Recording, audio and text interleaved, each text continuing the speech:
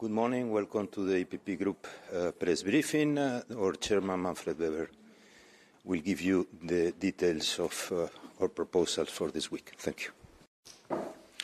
Thank you so much for your interest. Welcome. First of all, on the latest developments on the Ukraine war, I think we all are shocked about the new brutality of the Russians' aggressions on Bucha, and nobody knows what is really happening in Mariupol, for example, so more is probably going on. So this shock is really dominating the political agenda, also here on the Parliament side this week.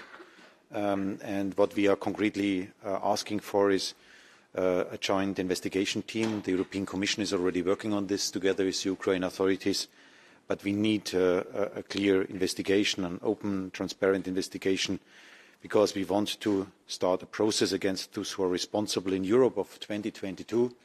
It cannot be the case that such kind of crimes are not investigated and not brought to court finally. I want to thank also our President, Roberta Metsola. You know, she was last week in Kiev. She was the first president of a European institution traveling to Kiev. It was a trip which was not without risks, but she was ready to do so. And I want to thank the administration and especially Roberta Metsola for her strong signal that the European Parliament was there, that this institution of people was there, was a great message. And as EPP, we are proud of this message. I want to underline that having the general development over the last days in mind, the EPP group is also asking for a kind of a Russia stress test for all legislation on the table. We are living in a new world on the 24th of February, so every legislation on the table must be checked, and we need ambitions for the future, especially when we speak about the European Defence Union. We speak a lot about the issues, but we have for the moment no concrete proposal on the table, how to achieve it, how to make it real. That's why we need this Russia stress test of the ongoing legislation, and we need ambitions for the future, and that means a real defence union. Last week we had a meeting of the head of national delegation leaders of the EPP group. That's the leading body inside of my political family. And we agreed on some key requests and key political ideas on the current state of play towards Russia. And I want to inform you about the outcome there, and we also distribute afterwards a position paper we agreed on. The first message is that the EPP group jointly, unanimously, is asking for an immediate embargo on oil and coal towards Russia. So an immediate embargo on oil and coal towards Russia and gas as soon as possible. We are asking also for an immediate the granting of a candidate status without delay towards Ukraine. We think that this is politically extremely important for the people in Ukraine, that they feel welcomed. If Zelensky is asking us, is it worth to fight? Can we join the European Union? Then it's now needed to say, yes, you can join, you can become member of the European Union. As a third concrete point, we ask to mirror all the EU sanctions towards Russia, also for Belarus. I think that is crucial that we don't have any kind of different treatment. Then we also ask for setting up a war tribunal of crimes committed by Russia in Ukraine, linked to what we saw now in Bucha. And we also underline that we keep all sanctions implemented until the last Russian soldier has left Ukraine. We want to make sure with this political statement that we cannot allow that Putin wins, or even wins 50%, something like that. That must be clear. We need a success for our Ukrainian friends. Let me finally make one statement to the EU-China summit last Friday. We all know that from a geopolitical point of view, this was a crucial meeting. The outcome is disappointing. We saw that Beijing was, in a way, accusing Europe that we are part of escalation about a request towards a new security architecture for Europe and even globally. So that was quite disappointing what we saw from the Chinese. And my message and EPP message is, don't opt for the wrong side of history. this will have consequences. We cannot allow that those who are on the side of Russia will be treated like those who are on our side. It's now time to decide on which side of history you stand. And I think for Beijing, for China, it must be clear that this will have probably also consequences for them if they opt for the wrong side. So there are a few considerations for the current state of play.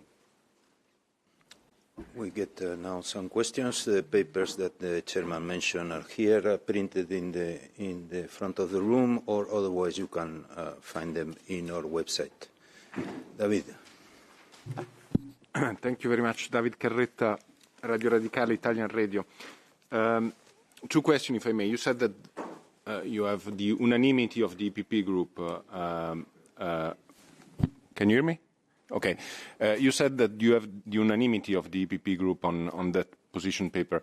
There are some delegations, for example, Forza Italia, who normally are not so keen to push sanctions toward Russia. So I'm wondering if they gave the green light to this position paper.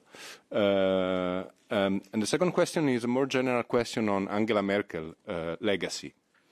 Do you think that the former Chancellor should apologize for her position and policy toward Russia? Yesterday we heard President Steinmeier saying that he was wrong on Nord Stream 2 and in general on Vladimir Putin. Do you think that it's time for Angela Merkel to apologize? Thank you. Question we had yesterday a vote in the group, so prepared by the head of national delegation leaders, and nobody opposed to the paper. So it was unanimously accepted yesterday night. But I fully respect that some colleagues are a little bit more defensive and others are a little bit more offensive. You know, we have also colleagues who signed, for example, the initiative to also block immediately gas. For example, the Central Eastern European colleagues, especially the Baltic colleagues, are more on an offensive approach. What we have agreed on is now a common understanding inside of the group, a compromise inside of the group, and that is now today presented. And again, the main message is an immediate embargo on oil and coal. That is the position of the EPP group. And again, it gives you also an idea about the compromise then between the different pillars inside of the group. And on the second question about judgment of the past, you know, it's always easy. You know, I was always against Nord Stream 2. I was criticized heavily in the campaign 2019 that I was so outspoken. I myself, I said after the Crimea occupation in 2014 that now we need tough sanctions. So, you know, we had lively discussion in the last years. The overall understanding in the political class all over Europe was that we should try to do our best to manage things with Russia, to be not aggressive. That was the general understanding we had. So that's why I would not, first of all, judge now about the past. I would say we are now in a new situation and we have to give now the proper answers for the future. I don't want to make a distribution or a distinction between the good and the bad of the past in a way.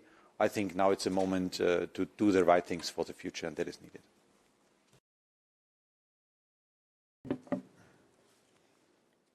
Thank you for your support. Irina Sommer, news agency Interfax, Ukraine.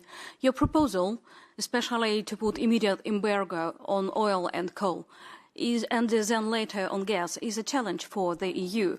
If your political group is really supporting that, what can you say about the rest of the EU? What about Orban, who is a real ally for Mr. Putin and who will be against? Don't you think that it put EU at whole at the edge, at the risk? Or it's time to decide it for all EU who is ally for Russia and who is a member of EU? Thank you. You know, first of all, I have to present the ideas from my political family, and that is the EPP group. And in the EPP family, we have on this now a common understanding. That is already again major achievement, and gives also orientation for what do we have to do now from now on. On the concrete perspective towards Hungary, let me underline that for the moment the European Union voted unanimously in favor of the sanctions, and that is already good that we had in the previous decisions this unanimous decision. Let me express that when I hear that Viktor Orban said publicly that he won against Zelensky, that is for me quite big surprise, why he positions himself in a way that he won against Zelensky, because again he followed all proposals on European level on the sanctions package against Russia. So I think this kind of conflict is not needed, and I would ask everyone to be together and join forces. That is my message towards Viktor Orban and towards Fidesz. Let's stay united. That is what we do. We have different opinions on some of the issues, but let's stay united. That would be my main message. Any other question?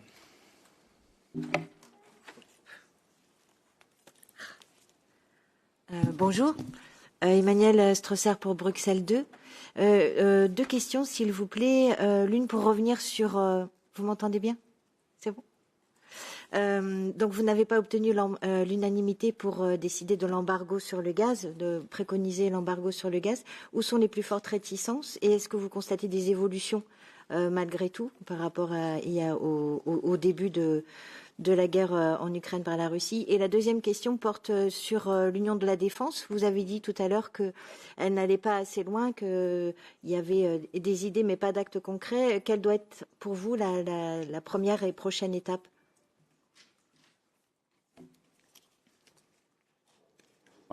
On the first point, our today's statement that the EPP group, the largest political family in the European Parliament, is asking for an immediate stop of coal and oil, is a strong message in today's situation. We have not clarification on the Council side whether the Council is ready to do so. So the biggest political family is asking now for this immediate step.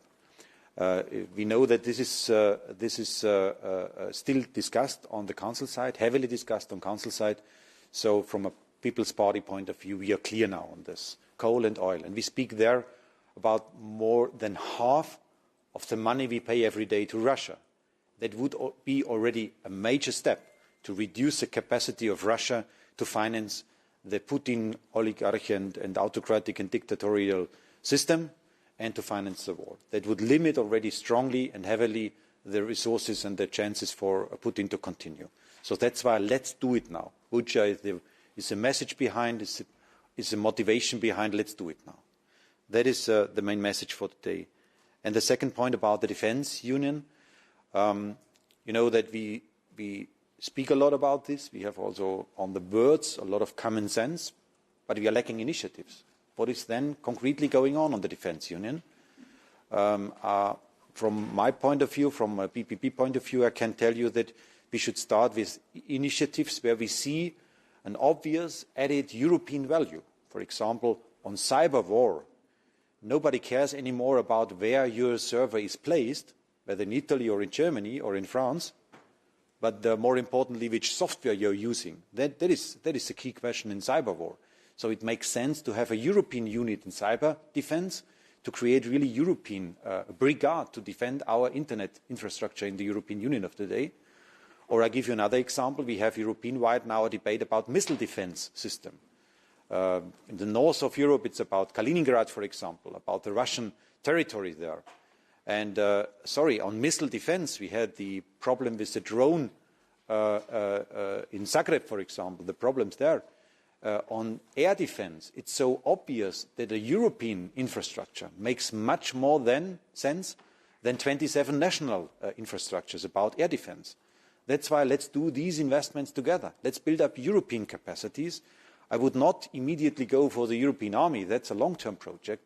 But what we need is now investments in the obvious fields where we have an European added value. And there I mentioned two examples to do so. And there we need concrete initiatives from the Commission and the readiness from Council to do it. Is there any other question? David again. Thank you. It's on another subject, if I may, Hungary. I'm wondering if you have a comment on the results of Sunday elections, and if you expect that the European Commission will activate finally the rule of law mechanism. Thank you. Well, the Hungarians have spoken. It's the decision of the Hungarian voters. We are waiting for the final assessment of the observation mission, so about the management and about the way how the election and especially the campaign was managed. So there we are waiting for the facts.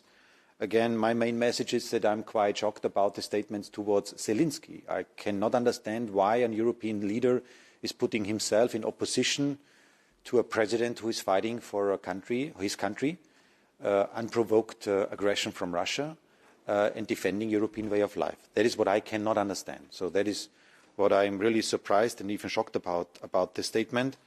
But again, the Hungarians have spoken, and we have to respect the outcome of this democratic vote.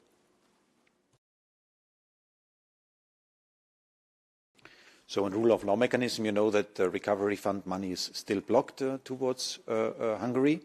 What we ask for the Commission is to make a proper assessment and to check things about the reasons and let me say, the arguments, the facts to activate the rule of law mechanism. And what I want to achieve is that it is not anymore a party political issue that I or other politicians in the Parliament comment about activating the mechanism. What I want to see is a neutral assessment from the Commission and then a court case in Luxembourg, because finally judges should decide about rule of law and not politicians should judge about rule of law. That's why I fully trust that the Commission will do their job in the next days. Laura. It was the same question as David, so it's okay. Okay, last one. Just technical question. Are you going to mobilize other political group around your paper, and where this paper will go then? Thank you. Well, you know that this week the European Parliament will again present a joint resolution for answering the current developments in Ukraine. And this will be absolutely part of this process. So we try to send this week with the resolution of the European Parliament a strong message to the outside world. What is now our message now after the trip of Roberta Metsola and also after the new escalation now with Bucha? What is now our message? So we will contribute with our paper to this document. And for the moment, I think you all saw this, for the moment there is a quite good common understanding in the Parliament that we want to be together as European Parliament. We want to give a clear signal to Council. We want to express our expectations to the Council. And I'm sure the colleagues and we as group leaders, we will do the same to coordinate things for this week's resolution. Thank you. And if you have further questions related to the paper, you can address it to me. The paper is available there. Thank you very much.